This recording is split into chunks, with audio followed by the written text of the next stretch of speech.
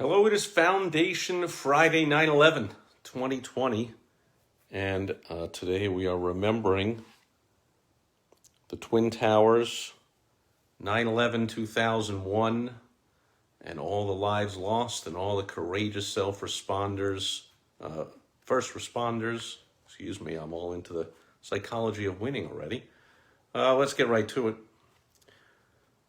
Another in our multi-part series on the great book, The Psychology of Winning, Dr. Dennis Waitley. We are on the third of the 10 qualities of a total winner, positive self-control, defined as this by Dr. Waitley.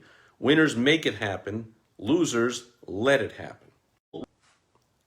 And we're back in my own office, losing the internet. Winners take full responsibility for determining our actions in our own lives. We believe in cause and effect and have the philosophy that life is a do-it-to-yourself program. Self-control implies freedom for individuals to choose among many alternatives and to shape our own destinies. Many people, on the other hand, believe that fate or luck or possibly their astrological sign have shaped the outcome of their lives. These people who feel that life is mostly determined by circumstances, predestination, or being in the right place at the right time are more likely to give in to doubt and fear. And we're seeing that right now all over here in the U.S. We see it all over the place. I was brought up to believe we're in the land of the free, the home of the brave. Over the past 7 months or so, we've been in the land of the over-authoritarian, arbitrarian, over-regulated, and the land of the fearful. And so those people living in fear often believe that other people are shaping their circumstances, which is another great lesson on this whole great shutdown and the recession that has occurred and is continuing right now. Forward-thinking, aggressive, positive, results-minded entrepreneurs are having the time of our lives. Not personally. I miss seeing friends, family, neighbors. I love, miss doing activities and going out to events. Sure, I miss all that. But as far as financially, the biggest boom time for sharp entrepreneurs in our lifetime, since it's the biggest downturn of our lifetime, that's where all the opportunity is. However, you got lots of people living in fear and misery, believing that, you see, a lot of business owners, unfortunately, the government won't let me open up, and it's their fault that I'm this and I'm that. Well, if the government or anyone else won't let you open up a certain kind of business, think, how is that different than any time if there wasn't a pandemic? If people aren't coming into your business, take a hint. Do something different. Open up a different kind of business. Serve something different. Do something in a different way. But take self-determination.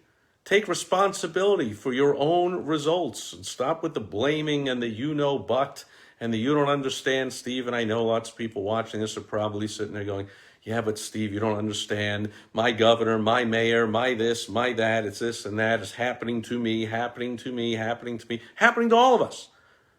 But there are those of us, many of us, I have to say, you ought to jump onto the right bandwagon instead of the woe is me, blame everyone bandwagon. Why don't you step on to this third quality of a total winner, have some positive self-control over your life and say, I can take a hint while I'm waiting for the government to let me open up at more than 25% capacity or whatever. Let me also get this going. Now's the time. It's been the time for months. Still is. Get going. Back to Dr. Waitley, there are those who cannot make up their minds.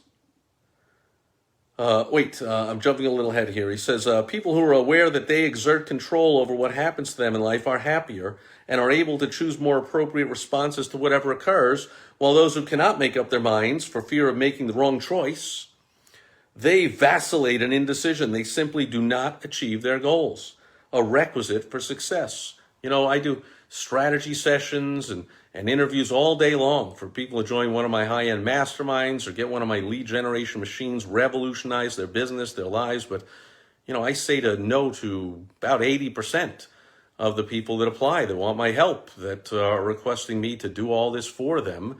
And that's one of the big red flags, when people waffle and can't make a decision. I'm like, I'm sorry, but that's just a pattern, I believe. I believe Dr. Waitley. I believe my own experience for decades. I believe when I used to be in indecision and what that meant for my lack of success, that, I'm not going to go to all the trouble and effort and expense of building a lead generation machine and coaching you when you have this fundamental flaw that you vacillate and you worry about making the right decision, hoo-ha, so much that you just overthink and you can't make the right. Go learn that lesson on somebody else's dime and then come back to me when you're a mature, successful person who can make a decision, because being a part of mastermind, being coached means making hundreds of decisions, making constant decisions. I give advice. Should I do that or not? Not, let me ask somebody, let me think about it, let me wonder about it, sure sign of not reaching your goals, and you're not going to succeed. So I suggest you take Dr. Waitley's advice, you become decisive. You learn how to make up your mind, know what you want, make up your mind. The people that can't take their place among the rank and file of the also-rans, trudging along in bland mediocrity. See, there's nothing wrong with it. You can have an average income, have an average business. Just that's not someone, especially at this stage of my career, that I want to work with. I want to work with superstars. Even if you aren't there yet, people that have a burning desire to be a superstar, not to be mediocre, be average, be typical, be normal. It's not what I'm looking to work with, but all power to you if that's what you want. All individuals are what they are and where they are as a composite result of all their own doings. So it's true we're all God created, but we're also self-molded. Although our innate characteristics and environments are given to us initially, the decisions we make determine whether we win or lose our particular game of life. Like Voltaire said, everyone's dealt a hand, but then it's how you play the hand is going to determine whether you win or lose. And Dr. Waitley quotes John Erskine, who said, sometimes we speak of a primrose path, but we all know that a bad life is just as difficult and just as full of work, obstacles, and hardships as a good one. The only choice is the kind of life one would care to spend one's efforts on. Whether you're a bum on Skid Row or a happy individual, you can pat yourself on the back and take the credit or the blame for your place in life. You took control from your parents from the time you were very young. Believe it or not, if you have kids, maybe you've noticed that your young toddlers know how to control the parents. If they whine, they get attention. If they cry, they throw a tantrum. Children know how to control parents before they even know how to speak. And so you took control from parents when you were very young. You've been in the driver's seat ever since. Dr. Waitley relates and says, I didn't realize till I was 35 that I am behind the wheel in my life. I thought it was the government or my heritage.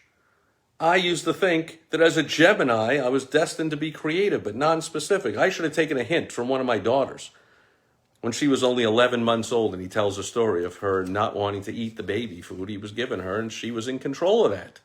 When she was 11 months old, she was in control of what was for dinner, not the parents.